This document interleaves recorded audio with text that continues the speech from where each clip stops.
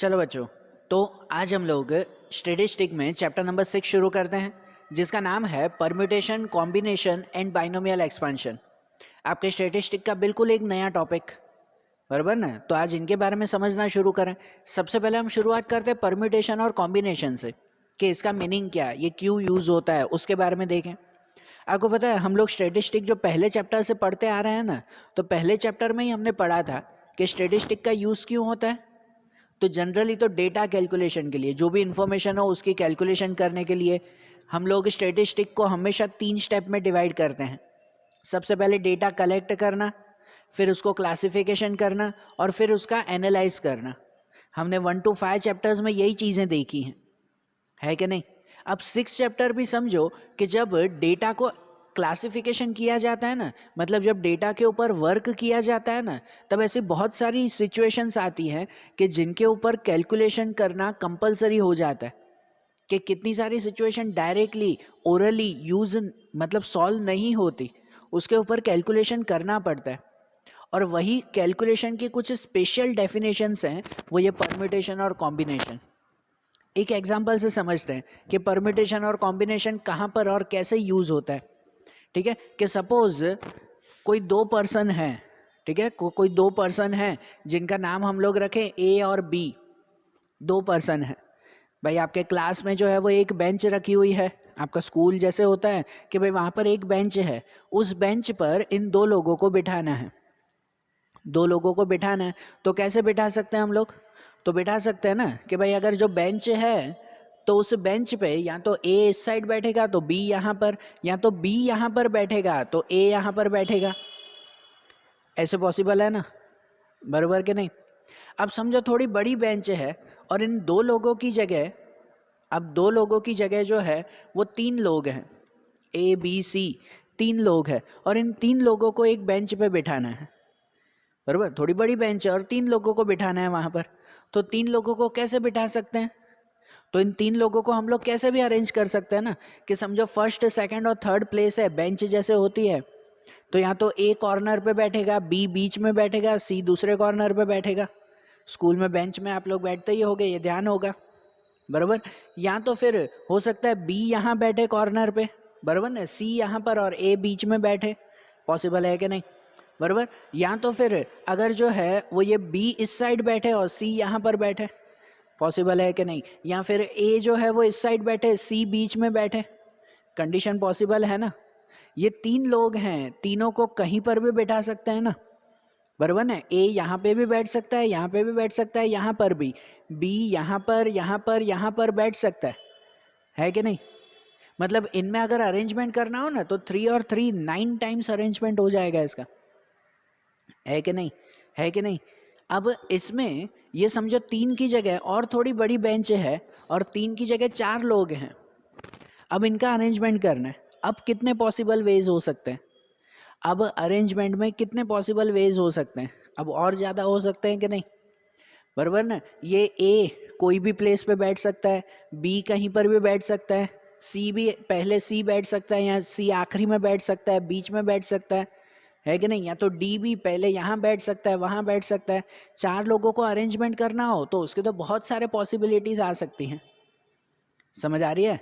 अब 4 की जगह 5 हो जाए तो, 4 की जगह 5 हो जाए तो, 5 की जगह 6 हो जाए तो, अब इनका अरेंजमेंट करना हो तो, कि भाई एक बड़ी सी टेबल के ऊपर 6 लोग बैठे हुए हैं और उन 6 लोगों को अरेंज करना है, तो कितनी पॉसिबिलिटीज़ आ सकती हैं? तो बहुत सारी पॉसिबिलिटीज़ इनकी मिल सकती है कि ये 6 लोग हैं, 6 लोग तो कहीं पर भी बैठ सकते हैं कि नहीं। और इनकी जब ये पॉसिबिलिटीज़ फाइंड करनी हो ना, कि भाई अरेंजमेंट करते वक्त जब इनकी पॉसिबिलिटीज़ फाइंड करनी हो, तो वो पॉसिबिलिटीज़ फाइंड करने के लिए यूज़ होता है परम्यूटेशन। क्या यूज़ होता है? परम्यूटेशन यूज़ होता है। परम्यूटेशन जनरली यूज़ होता ही है अरेंजमेंट के लिए। किसके लिए? अरेंजमेंट के लिए। कि कोई भी सिचुएशन में, कोई भी प्लेसेस पर अगर किसी को अरेंज करना है, तो उसकी कितनी पॉसिबिलिटीज़ आ सकती हैं, तो वो फाइंड करने के लिए परम्यूटेशन यूज़ होता है, बराबर। परम्यूटेशन का मीनिंग सिंपल और वन वर्ड में समझो तो possibility of arrangement, possibility of arrangement. कितनी तरह से हम लोग उसे अरेंज कर सकते हैं, उसकी पॉसिबिलिटी, तो वो परम्यूटेशन कहते हैं। समझ आ रही है ना बात, बराबर ना? कि भाई अगर ये 6 लोग हैं कि उन्हें एक टेबल पे बैठाना है, तो पॉसिबिलिटीज़ बहुत सारी आ सकती है कि नहीं? जैसे मैंने बताया ना, ये ए कोई भी प्लेस पे बैठ सकता है, बी कोई भी प्लेस पे, सी कोई भी प्लेस पे बैठ सकता है। कितनी सारी अरेंजमेंट होगी, आप खुद ही इमेजिनेशन करो ना, बराबर ना? खुद ही सोचो कि आप जो है कभी कोई गाड़ी पर जो है वो अगर जा रहे हो घूमने के लिए, 3 लोग ही, अगर कोई ट्रिपल सीट अगर आप गाड़ी पे जा रहे हो, तो आपको ही पता है 3 लोग अगर जब बैठते हैं तो कोई भी कंडीशन में बैठ सकते हैं ना। या पहला आगे गाड़ी चला सकता है, दूसरे 2, या तो फिर दूसरा गाड़ी चला सकता है, पहले और तीसरा पीछे बैठ सकता है। अरेंजमेंट तो कोई भी हो सकती है कि नहीं? तो वो कितनी टाइप की अरेंजमेंट हो सकती है, कितनी पॉसिबिलिटीज हो सकती है, उसके लिए परम्यूटेशन यूज होता है। समझ आई बात अब? ठीक है, तो परम्यूटेशन कब यूज होता है? अरेंजमेंट के लिए। और दूसरा अगर देखें ना, तो दूसरा कॉम्बिनेशन। तो जब ऐसा हो कि भाई कोई भी इतने, जैसे समझो यही 6 लोग हैं और इन 6 लोगों में से कोई समझो 2 लोगों को सिलेक्ट करना है। 6 में से अगर 2 को सिलेक्ट करना है, तो जब भी कोई सिलेक्शन करना हो ना, तो सिलेक्शन के लिए यूज होता है कॉम्बिनेशन। अब समझो ये 6 लोग हैं कि भाई कोई समझो कंपटीशन है और उस कंपटीशन में से इन 6 में से 2 लोगों को सिलेक्ट करना है। ठीक है, कोई कंपटीशन में के लिए 6 में से 2 लोगों को सिलेक्ट करना है। तो कौन से 2 हो सकते हैं? कोई भी 2 हो सकते हैं कि समझो ए और बी को सिलेक्ट कर सकते हो, ए और सी को सिलेक्ट कर सकते हो, ए और डी को, ए ई ए एफ कर सकते हैं कि नहीं? ऐसा सिलेक्शन, बराबर ना? या बी और सी को सिलेक्ट कर सकते हो, बी और डी, बी और ई, बी और एफ, है ना? कोई भी सिलेक्शन हो सकता है ना, या सी और डी सिलेक्ट होगा, डी और ई सिलेक्ट होगा, ई और एफ सिलेक्ट होगा, कोई भी 2 सिलेक्ट हो सकते हैं। तो जब पॉसिबिलिटीज ऑफ सिलेक्शन फाइंड करना हो कि कितने लोगों को सिलेक्ट कर सकते हैं हम लोग, तो उसके लिए यूज होता है कॉम्बिनेशन। बराबर, सिंपल सा यही पहले सबसे पहला टॉपिक यही याद रखो कि परम्यूटेशन मतलब होता है पॉसिबिलिटीज ऑफ अरेंजमेंट। जब अरेंज करना हो तो परम्यूटेशन यूज होता है। अब इसमें कितनी अरेंजमेंट हो सकती है, इन 6 लोगों को अगर बिठाएं तो कितनी अरेंजमेंट हो सकती है, वो सभी पॉसिबिलिटीज फाइंड करनी हो ना, तो कैलकुलेशन में ये परम्यूटेशन यूज होता है। बराबर, पॉसिबिलिटीज ऑफ अरेंजमेंट।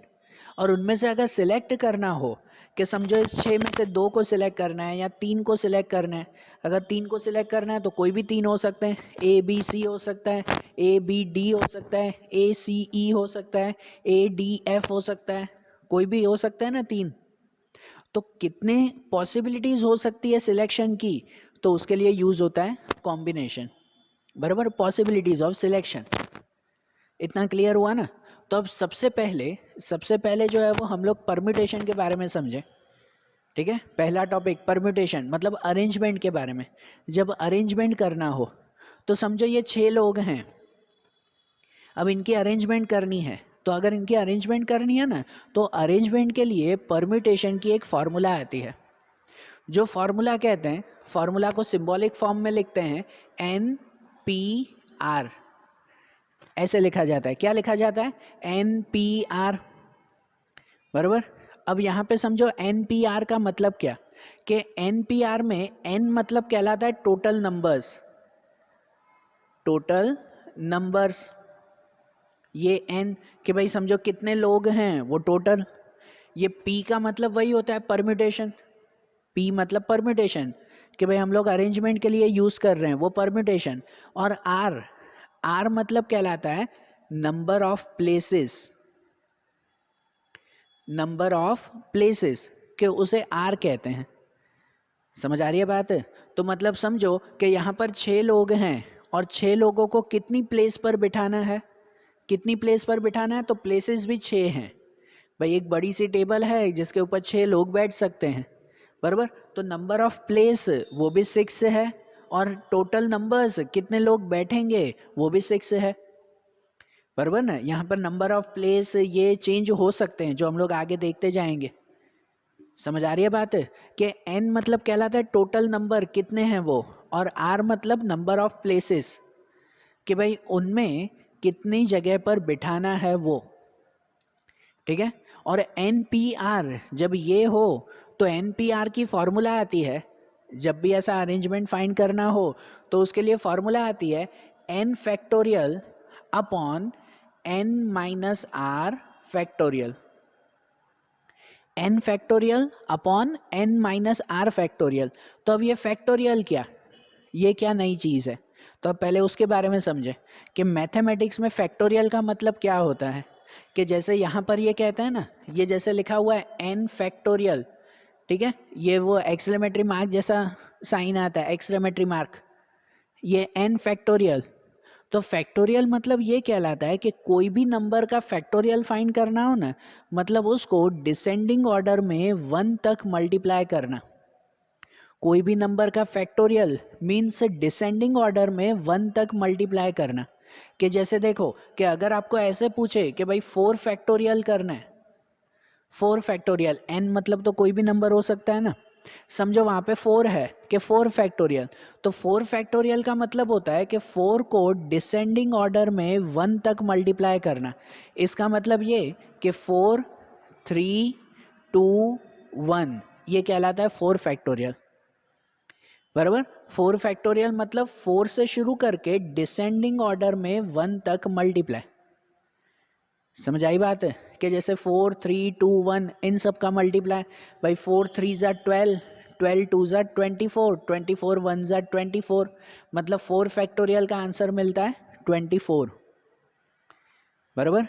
अगर आपको ऐसे पूछा गया हो कि भाई सपोज 7 फैक्टोरियल, तो 7 फैक्टोरियल मतलब क्या, तो 7 फैक्टोरियल का मतलब होता है 7 से शुरू करके डिसेंडिंग ऑर्डर में 1 तक मल्टीप्लाई, बराबर, हमेशा 1 तक का मल्टीप्लाई, तो वो फैक्टोरियल कहलाता है।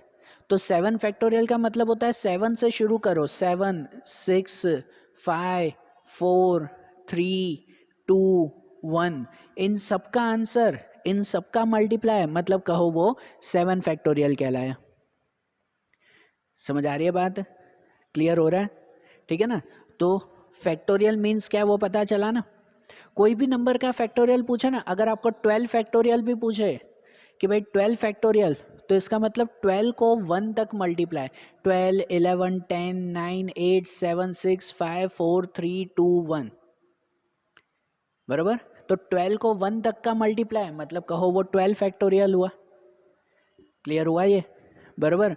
तो यहाँ पे देखो जो हमें ये काउंट करना है ना NPR, तो उसमें फॉर्मूला आती है n factorial upon n minus R factorial, ठीक है। तो अब इसमें समझो भाई ये 6 लोग हैं, जस्ट इमेजिन कि भाई ये 6 लोग हैं और उनको 6 प्लेसेस पर बिठाना है, 6 लोगों को 6 प्लेसेस पर ही बिठाना है। भाई नंबर ऑफ प्लेसेस आर वो भी 6 है और टोटल नंबर्स भी 6 है। तो उसको अगर बिठाना है ना, तो फॉर्मूला वाइज ऐसा आता है, देखो NPR, तो फॉर्मूला में लिखते हैं n factorial upon n minus R factorial, बराबर, ऐसे आता है ना। तो मतलब यहाँ n पे भी लिखा जाएगा 6p, ये p मतलब परम्यूटेशन, और r पे भी लिखा जाएगा 6, मतलब 6 लोग हैं और 6 प्लेसेस हैं, 6p6। तो उसके आंसर में लिखते हैं n फैक्टोरियल, n फैक्टोरियल मतलब 6 फैक्टोरियल अपॉन में n माइनस आर, तो n माइनस आर मतलब n पे अभी आएगा 6 माइनस आर पर भी 6 फैक्टोरियल। तो ये 6 माइनस 6 तो 0 हो गया, बराबर ना। 6 माइनस 6 0, 0 फैक्टोरियल मतलब वो नंबर ही नहीं लिखते, बराबर ना। 6 माइनस 6 0 हो गया, मतलब वो नंबर ही नहीं लिखा जाएगा, तो सिर्फ ऊपर का आंसर लिखा जाएगा 6 फैक्टोरियल, बराबर ना। सिर्फ ऊपर का आंसर लिखा जाएगा ये 6 फैक्टोरियल। और अगर 6 फैक्टोरियल उसका आंसर ढूंढो तो उसका आंसर आता है 6 5 4 3 2 1, इन सब का मल्टीप्लाई। 6 फैक्टोरियल मतलब 6 से लेकर 1 तक का मल्टीप्लाई, तो मतलब टोटल उसका आंसर आ जाता है 720। कितना आंसर आ जाता है 720, मतलब ये 6 लोग हैं ना, उन 6 लोगों को अगर 6 प्लेसेस पर बिठाना है ना, तो 720 पॉसिबिलिटीज आ जाती है। कितनी पॉसिबिलिटीज 720, मतलब उसको 720 टाइम्स अलग अलग बिठा सकते हैं, किसी को यहाँ किसी को वहाँ किसी को वहाँ, बरोबर। 6 लोगों का अरेंजमेंट करना है, इतनी पॉसिबिलिटीज, समझ रहे हो ना? ठीक है।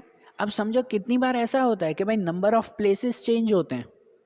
अब समझो 6 लोग हैं और प्लेस 4 है, लोग 6 हैं और प्लेसेस 4 हैं। अब 6 लोगों को 4 प्लेसेस पर बिठाना है, बराबर ना? तो उसमें इन 6 में से कोई भी 4 बैठ सकते हैं ना, या तो ए बी सी डी हो सकते हैं वो चारों, या तो बी सी डी ई ऐसे 4 बैठ सकते हैं। ऐसा अरेंजमेंट होगा ना कि यहाँ पर नंबर, टोटल नंबर समझो 6 हैं, लेकिन नंबर ऑफ प्लेसेस कि उनके अरेंजमेंट के लिए वो कितने प्लेसेस हैं? 4 प्लेसेस हैं। तो फॉर्मूला क्या हो जाती है पता है? मैं यहाँ पर अगर गिन रहा हूँ कि देखो फॉर्मूला यही NPR, तो अब उसकी जगह पे लिखा जाएगा 6P4। N पे 6, टोटल 6 लोग हैं, और उसके लिए नंबर ऑफ प्लेसेस, कितने प्लेसेस कितने हैं? तो 4 हैं। 6P4। तो फॉर्मूला वाइज ऐसा हो जाएगा कि पहले n फैक्टोरियल, n फैक्टोरियल मतलब 6 फैक्टोरियल, ये n पे ये 6 अपॉन n माइनस r, तो n पे 6 माइनस r पे 4 फैक्टोरियल, बराबर। तो जिसका अगर आंसर लिखा जाए ना, तो आंसर ऐसा होगा कि 6 फैक्टोरियल मतलब ऊपर समझो 6 फैक्टोरियल ही लिखें और नीचे 6 माइनस 4, तो 2 फैक्टोरियल, ऐसा ना, बराबर। तो ऊपर 6 फैक्टोरियल का आंसर, तो 6 फैक्टोरियल का आंसर आ जाता है 6 5 4 3 2 1, और अपॉन में 2 फैक्टोरियल, तो 2 फैक्टोरियल का आंसर आ जाता है 2 and 1। ऐसा हुआ कि नहीं? बराबर ना। 6 फैक्टोरियल मतलब 6 को 1 तक मल्टीप्लाई, एंड 2 फैक्टोरियल मतलब 2 को 1 तक मल्टीप्लाई। अब इसमें कट करेंगे, जैसे देखो 2 2 कट, 1 1 कट, तो बाकी अगर चारों का मल्टीप्लाई करें ना कि 6 5 ज़ा 30, 30 4 ज़ा 120, 123 ज़ा तो 360। मतलब अब 6 लोगों को 4 प्लेसेस पर अगर अरेंज करना है, 6 लोगों को 4 प्लेसेस पर अरेंज करना है, तो उसकी पॉसिबिलिटी 360 आएगी कि उसको 360 टाइम अरेंज कर सकते हैं। समझ आ रहा है? तो चलो पहला ये माइंड में क्लियर हुआ कि परम्यूटेशन किसे कहते हैं। ठीक है, उसके लिए ये एक ही फार्मूला याद रखो, फिलहाल एक ही फार्मूला। फिर जैसे जैसे सम्स आएंगे ना, जैसे जैसे आगे सम आते जाएंगे, वैसे वैसे कुछ रूल्स आएंगे, कुछ फार्मूलाज थोड़ी थोड़ी चेंज होगी, तो उसके बारे में हम लोग नोट करवाते जाएंगे उसमें, बराबर ना। अभी बेसिक एक एक स्टेप करके सीखें कि जिनमें सबसे पहले परम्यूटेशन मतलब क्लियर हुआ माइंड में कि परम्यूटेशन मतलब अरेंजमेंट कहलाता है। कोई भी नंबर्स, कोई भी लोगों का अरेंजमेंट करना, तो उसे परम्यूटेशन कहते हैं, बराबर। और परम्यूटेशन के लिए ये फार्मूला NPR, N मतलब नंबर, टोटल नंबर्स हुए, और R मतलब नंबर ऑफ प्लेसेस, जिसकी फार्मूला ये आती है N factorial upon N minus R factorial. ठीक है, तो ये बेसिक थिंग्स के ऊपर अब सबसे पहले हम लोग एक्सरसाइज शुरू करें, एक्सरसाइज 6.1, उसके जो बेसिक सम्स हैं वो।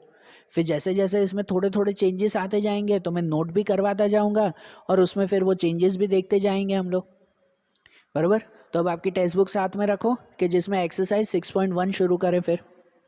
ओके, चलो देखो कि अब जैसे एक्सरसाइज 6.1 में हम लोग पहला क्वेश्चन देखें कि जिनमें जो वैल्यू फाइंड करनी है ना, 4 क्वेश्चन दिए हुए हैं, मैंने यहाँ पर क्वेश्चन लिख दिए हैं, उन्हें सॉल्व करें, बराबर। वही बेसिक फार्मूला से जो मैंने आपको फार्मूला बताई, उसी फार्मूला से कि यहाँ पर जैसे सबसे पहले दिया हुआ है 10P3, तो हमें 10P3 वो सॉल्व करना है।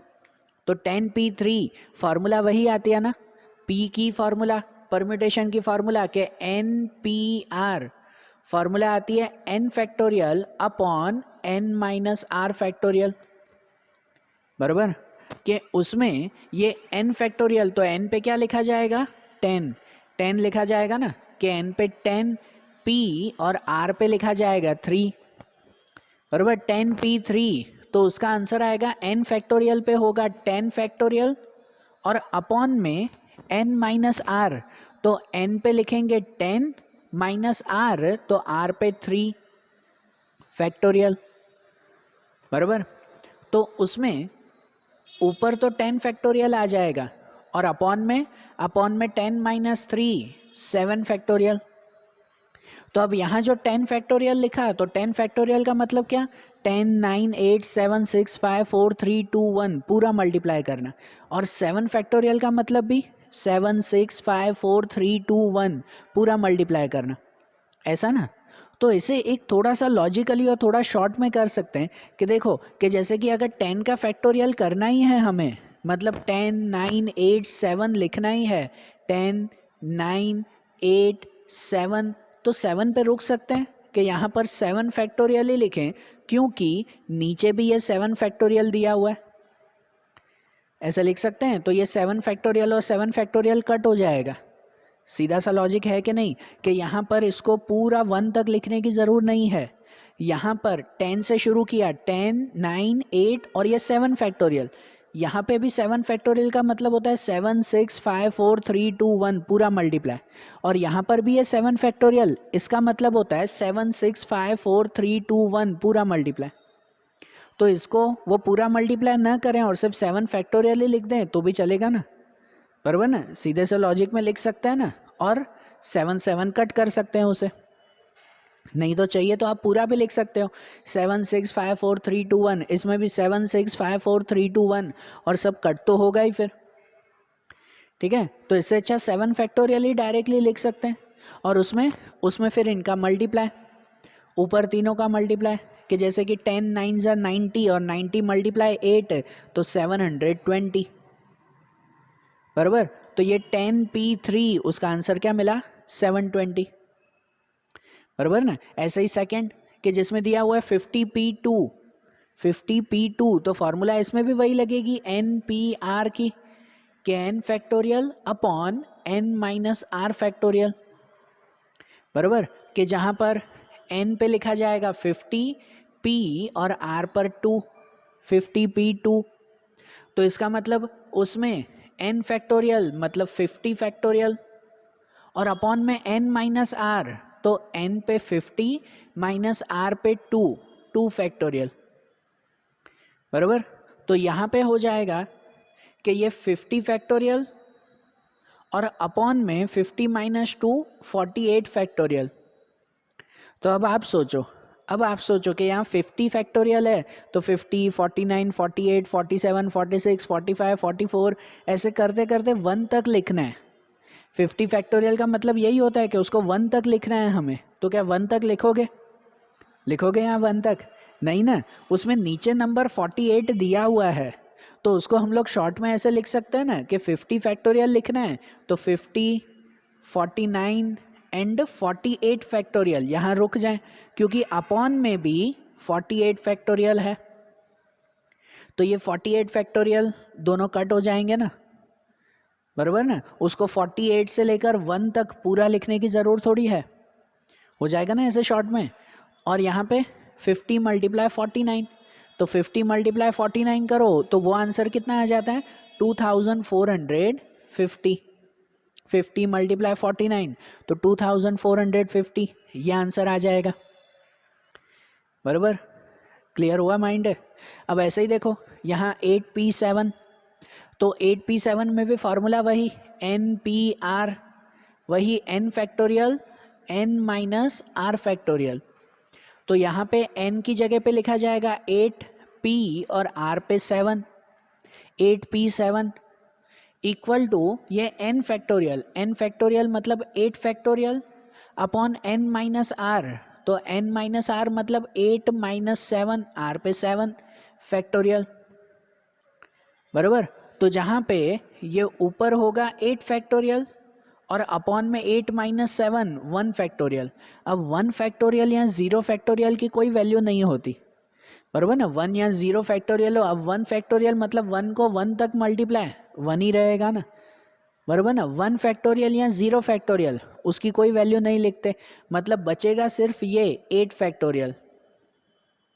अब अकेला 8 फैक्टोरियल है तो पूरा मल्टीप्लाई करना पड़ेगा ना, बराबर ना, तो पूरा मल्टीप्लाई करना पड़ेगा, 8 7 6 5 4 3 2 1, ये मल्टीप्लाई, बराबर।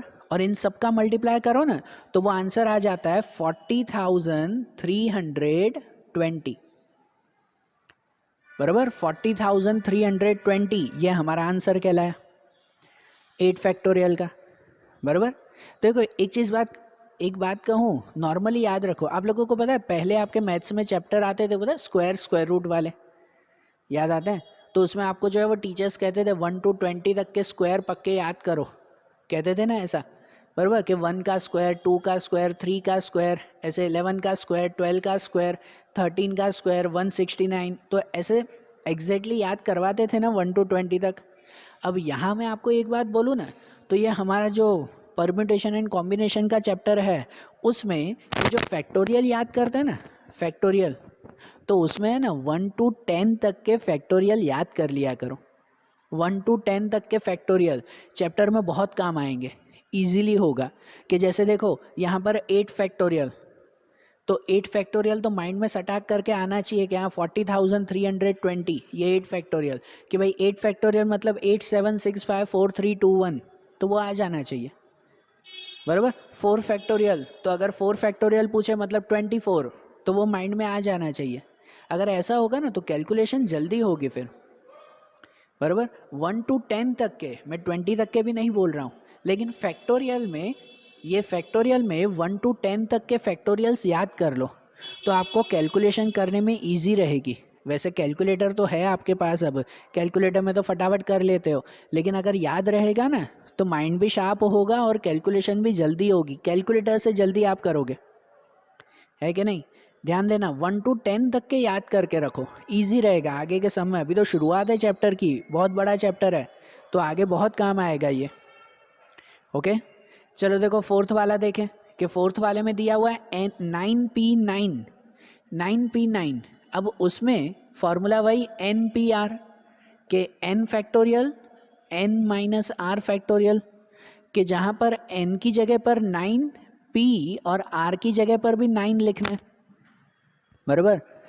कि जहाँ पर n फैक्टोरियल, तो n फैक्टोरियल मतलब 9 factorial upon n minus R, तो 9 माइनस 9 फैक्टोरियल। तो यहाँ पर ये 9 फैक्टोरियल और अपॉन 9 माइनस 9, तो 0 फैक्टोरियल। मैंने अभी आपको बताया ये 1 फैक्टोरियल या 0 फैक्टोरियल उसकी कोई वैल्यू नहीं लिखते, तो इसका मतलब यहाँ पर सिर्फ 9 फैक्टोरियल ही रहेगा। और 9 फैक्टोरियल मतलब कि जैसे 9 का 1 तक मल्टीप्लाई, 9, 8, 7, 6, 5, 4, 3, 2, 1। बराबर। 9 को 1 तक मल्टीप्लाई ना। अब जैसे मैंने आपको बताया कि ये जो है वो याद करके रखा करो, अब याद करके रखो तो इजीली पता चले कि 9 का मल्टीप्लाई मतलब 3,62,880, ये 9 फैक्टोरियल का आंसर। बराबर ना, कैलकुलेटर से इजी हो जाए ना वो। ठीक है, तो समझ में आए ये सम्स, बेसिक थियरी समझ में आई ना परम्यूटेशन की। तो आज ये सम्स कंप्लीट करो, थियरी माइंड में बैठाओ, फिर इनके जो शॉर्ट मेथड्स हैं, कुछ जो है वो स्पेशल रूल्स हैं, वो अब हम लोग कल के वीडियोस में देखेंगे। Okay, thank you.